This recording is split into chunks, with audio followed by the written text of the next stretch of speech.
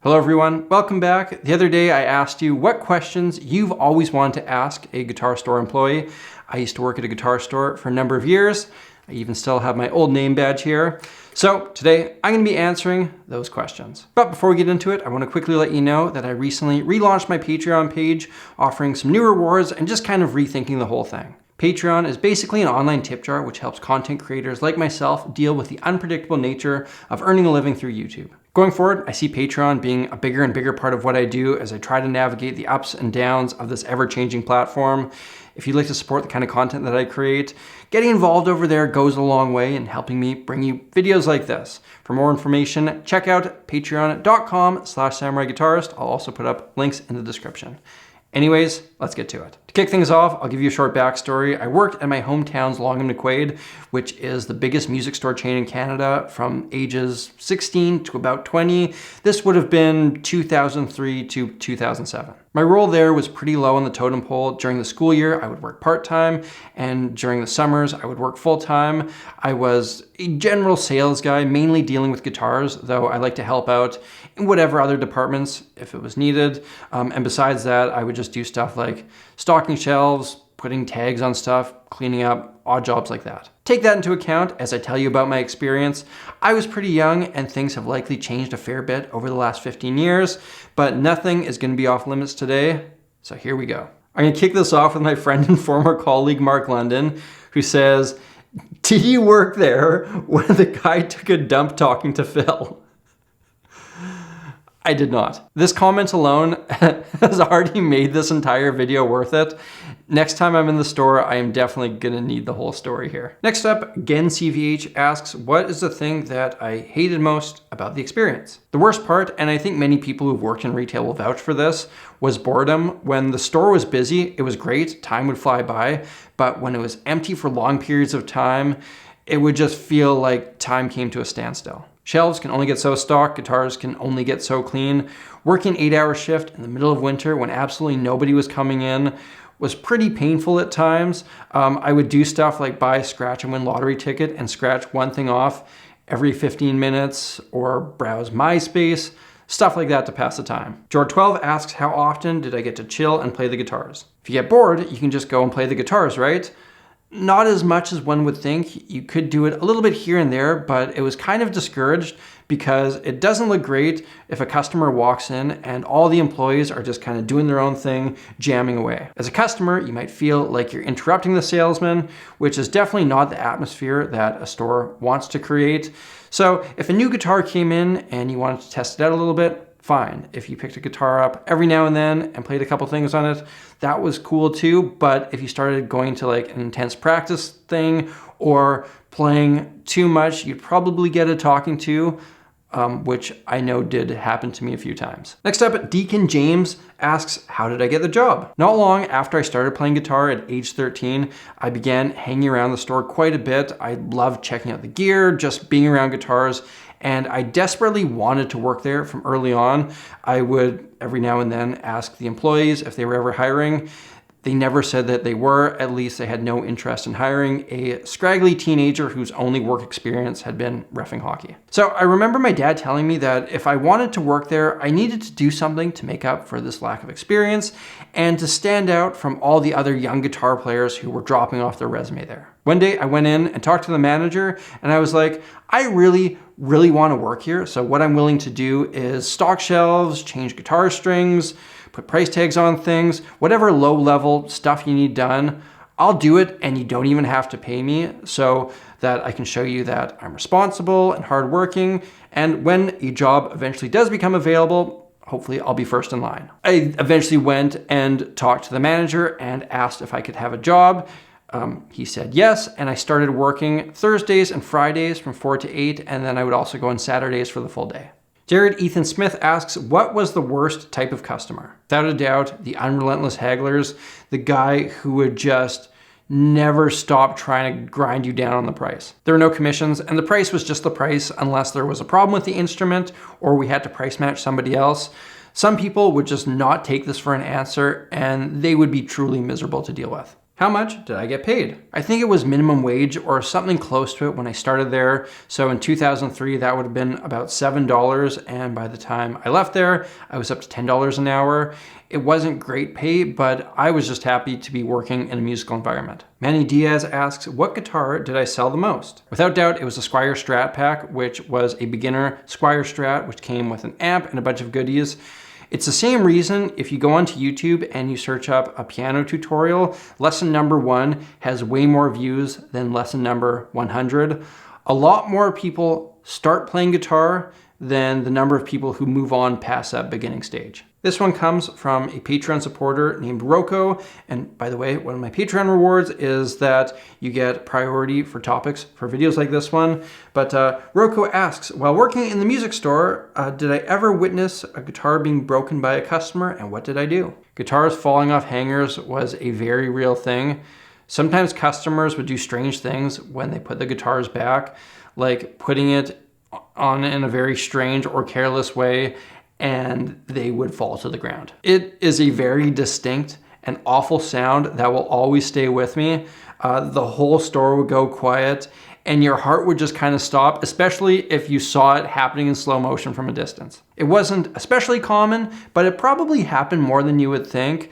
The store had insurance on all of the stuff, so it wasn't like the customer had to pay for anything, and they would usually be extremely apologetic and somewhat traumatized, so a big deal was never really made of it. Jack 3PO asks, did working there ever lead me to consider instrument sales as a job instead of being a musician? You know, it kind of did the opposite. Having worked in a guitar store at age 16, I realized that I didn't want to end up in the same place 30 years down the line. I've known a number of musicians who have ended up working in a guitar store for decades, which, don't get me wrong, is totally fine if you enjoy it. But for me, it was not something that I wanted for my career. So when times have been harder along my journey as a professional musician, I've kind of used the whole, I don't want to end up working back at a guitar store as motivation. Jacklee232 asks if there is anything that I miss about having a real job or that job specifically. There definitely is. I miss the camaraderie. I got to know a lot of the fellow employees quite well, and we all shared a common love of music. So you end up having a lot of great conversations about this thing that you both are passionate about. You end up swapping CDs, DVDs, and the guys who had worked in the music industry for ages would tell you these great and hilarious stories. And being the youngest guy and having never been around a lot of musicians before, I ate up every minute of that. The nature of what I do now is that this is very much a solo experience, and I just miss working with people that I like on a daily basis. Here's another one from Patreon. Matthew Fry asks, can you make a living on it supplementing playing or teaching income? Like be able to have a kid and maybe own a house, etc. I would think so. I never did it because I was living with my parents at the time and didn't have a lot in terms of bills to pay, but most of the guys who work there as their only job, and a number of them had families and houses. But there is affordable housing where I live in Canada, and we also have universal healthcare, so the cost of living is significantly lower than if you're trying to get by working only at Guitar Center in New York or something. PQ asks, did I ever get any free gear? Never any free gear, but there was an employee discount. I want to say it was like 15 or 20% off most things. However, there were some companies where if you ordered directly from them, you could get a bigger discount, like Fender and Gibson guitars. I want to say it was like 30 or 35% there. I bought quite a lot of stuff with that employee discount because being around that much gear just makes you want more gear. I did buy a few guitars, but I really didn't go that nuts on that front because, like I mentioned earlier, I wasn't making a ton of money. On a similar note, Campus Edgar 97 asks, did I get any cool, rare, heavily discounted gear from working there? As a matter of fact, I did, since employees got first dibs on anything that came in as a trade-in, and I kind of developed a sixth sense for guys who would walk in looking like they had something cool to sell. The best deal that I ever got was a Marshall 30th anniversary head, which is like a cool blue Tolex that I bought for $15. Some guy came in with a matching head and cabinet, and for whatever reason, he desperately wanted $365 for both of them. I didn't ask questions. I did look to make sure that it wasn't stolen or anything. It wasn't, because we could run the serial number. But we had a set rate for those cabinets that we would give him $350 for it, but we wouldn't buy the head from him because it wasn't working. He was adamant that he really wanted that extra $15 for whatever reason, whatever debts he had, I don't know, but he just wanted to unload the thing. So I was like, listen, pal, I'll just give you $15 from my pocket and buy the amp off you and stick it in my trunk. He took the deal, so I brought the amp home to my dad, who checked it out. He replaced a transistor in it, which cost a few cents, and it was working perfectly. I ended up selling that amp for $1,000 and used the money to buy a laptop, which a couple years later died and was worthless and ended up getting thrown out. So I guess it all kind of came full circle. Red Ridges asks if he needs a trem bar for a Strat. Is there a huge pile of trem bars that weren't packed and sold? At our store there was. For whatever reason, these things just kind of accumulate over the years. Behind the guitar counter, there was a room that was just packed full of guitar junk that had built up over decades. I took it upon myself to organize it and tidy it over the course of a few shifts, and I found so much cool stuff back there. There were old signs and banners from guitar companies. There were freebies that hadn't been given away for whatever reason. There were gig bags that didn't have any guitars to go with them. And of course, there were tons of old trem arms. When I cleaned this up, I was told to just throw most of it out and keep whatever I wanted, so I still have a number of those trinkets now. Levi Weston asks, are the horror stories about Gibsons arriving broken true? I personally never saw it or even heard of it for that matter. If a guitar arrived with a blemish or an issue like that, it would get discounted, or if it was a bigger issue, it would get sent back. But I never saw anything like a broken headstock or anything significant like that. Mike Hill asks if I pooped on the clock. My answer is yes, of course. There is something wrong with you if you don't. There was an employee who, whenever he needed to take care of his business, he would say, hey man, I'm going to the post office. I'll be back in a bit. I didn't realize that going to the post office was code for a number 2, so I thought that he just had a lot of letters that he needed to mail. 10X Official asks if I ever had a customer who was under the influence. Definitely, like all the time. It's a guitar store, smoking up, and going to the guitar store is just a thing you do. The one that stands out though is Big Bong No Pants. One day a guy walked in carrying a massive bong, wearing nothing but overalls. He went to the acoustic section, put his bong down, and just started rocking out on one of the acoustics. Now, during his little jam session, his overall straps fell over, and when he stood up, his overalls dropped to the ground, revealing a very naked human being. And I have no problem seeing a bare human body. I mean, we've all got one, but I just need to be mentally prepared for it. I need to brace myself. I was definitely not at that time prepared to see a large naked man, and it was a bit of a shock. Seth Habness asks, how many really positive experiences can you recall that stood out to you? There's actually quite a few. I mean, yeah, I had to deal with the occasional raging moron, but every now and then you sell somebody their dream guitar, which they've been saving up for ages, and that's a pretty cool thing. One experience does stand out though. This guy came in and he had just gotten back from this big journey where he drove across the continent with his Godin guitar strapped to his back, and in the process, the guitar had taken a fair bit of damage, so he came in to get it fixed. Now, the cost of fixing the guitar was more than the guitar itself was worth, so we couldn't really do anything for this guy. However, it just so happened that the owner of Godin Guitars, Robert Godin, was in the store at the time. He overheard us talking about this. He came up and he was like, man, that's such a cool story. Really glad that you love the guitar. Here is my card. Give me an email and I'll sort something out for you. Grant Jensen asks, would I ever do it again? I don't think I would want to. I worked at a guitar store when I was young. It's something that I did. I enjoyed it at the time, but if I were to ever go back into the world of real jobs, it would probably be something totally unrelated. Spooky Robbie asks, what's the most expensive item I sold? Nothing too crazy stands out to me. It would have been a custom shop Fender or Gibson worth $3,000, $4,000, $5,000. Anybody who is spending serious money on one of those ultra pricey guitars would have been dealing with a more senior salesman than me.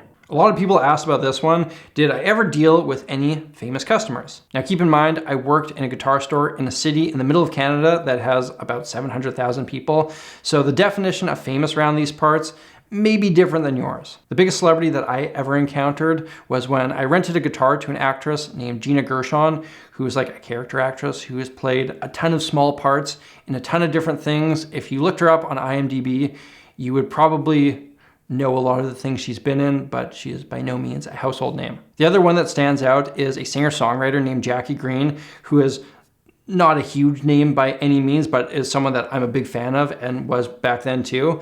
But it was weird because he came in with his manager and he just kind of stood there and scowled while his manager did all the talking for him. And he would say stuff like, okay, I'm here to get Jackie some new strings. Jackie only plays Darios or whatever. Jackie's going to be playing with cash. Meanwhile, like, the guy is just standing right there. It's kind of weird. Gunveer2727 asks, was people playing songs like Stairway, Sweet Child of Mine, and Smoke on the Water actually annoying? Honestly, no. The sounds of a Guitar Store just kind of become white noise really fast. So somebody playing Stairway to Heaven wouldn't really register a whole lot different than anything else. The exceptions being if you're really, really good or obnoxiously bad. None of us were judging some kid if they weren't great. But if they turned up an amp offensively loud and butchered Stairway to Heaven, that might warrant a few funny looks between the employees or somebody going over there asking them to turn it down a little bit. But if you're just being respectful and minding your own business, I couldn't have cared less what you were playing. Okay, here's one more from Patreon. This one comes from Oliver, who says, the guitar world is full of gear controversy. Is there anything you would regularly sell that you consider to be snake oil? Completely useless. The only thing that I can think of that I sold a few times that was completely garbage is the jellyfish pick, which I've raged about a number of times on this channel. So I'm not going to get too into it, but it doesn't do what it's claimed to do. It's not worth $10. It's complete trash and it belongs in the trash. Official Nickman asks if there were customers that I would avoid. Yeah, there were a couple of regulars who were pretty annoying.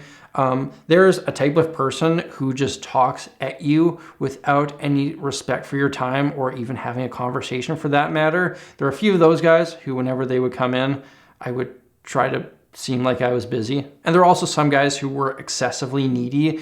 They would come in and just require so much of your time to buy something as simple as a set of strings.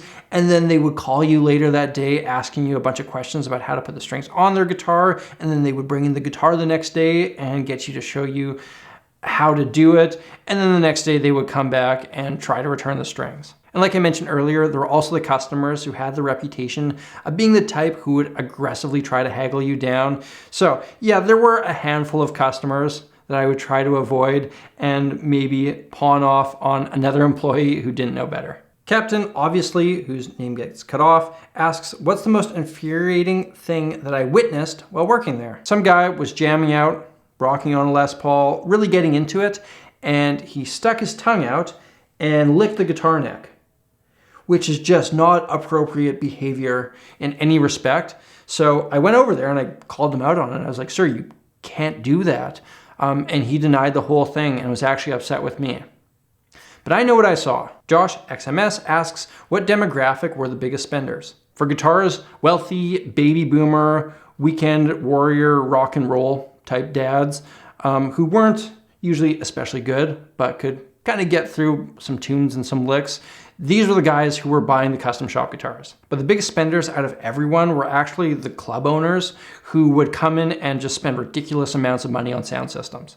Phoenix Hardy just straight up asks, did it suck? For an unskilled 16 to 20-year-old, it was probably the best job that I could have hoped for. However, it does become a job pretty quick.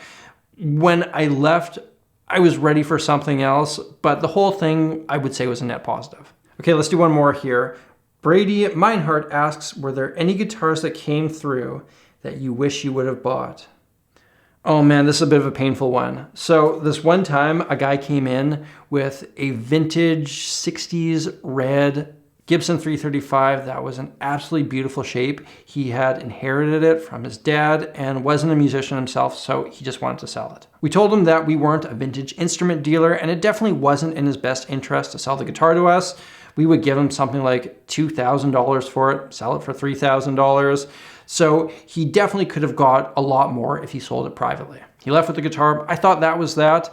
But this was at a time before reverb existed. eBay wasn't the easiest thing to use, and there's not really much of a vintage market for those kind of guitars here in Winnipeg. So the next day he came back in after deciding he just wanted the money and didn't want the hassle of selling it himself. I rang him up, and since I did the transaction, the unspoken rule in the store was that I had first dibs on buying it myself. I would have ended up paying a bit more than $2,000 for it. And I had the money in my bank account, but this was right before I was going to embark on a 6-month long adventure in Australia, and it would have totally drained all my savings. So I passed. Immediately after, another employee bought it. Whenever I go into the store now, I'll ask him about that guitar. He still has it. It's the one that got away from me. I've seen them listed on Reverb for 10 times as much. I think about it often, and it pains me regularly. Ladies and gentlemen, there you have it. This video is much longer than I had originally planned, but I actually really enjoyed going down memory lane and talking about this stuff. And remember, if you want to support the kind of content that I create, a great way to do so is through my Patreon page. One of the rewards for everyone involved in that program is they get first priority when I reach out to you guys for topics for videos like this one. You can find more at www.patreon.com/samuraiguitarist. I'll also put up links for that in the description. Otherwise, you can follow me on Instagram and keep an eye on my stories. That's where I will post topics like this. Thank you all for watching. If you want to check out another video like this one, you can hit that link up there. If you're new here, hit that subscribe button and ring that bell to stay tuned to a wide range of musical content. Until next time, look after yourselves, look after each other, look after the planet. I'm Samurai Guitarist. I'll see you again soon.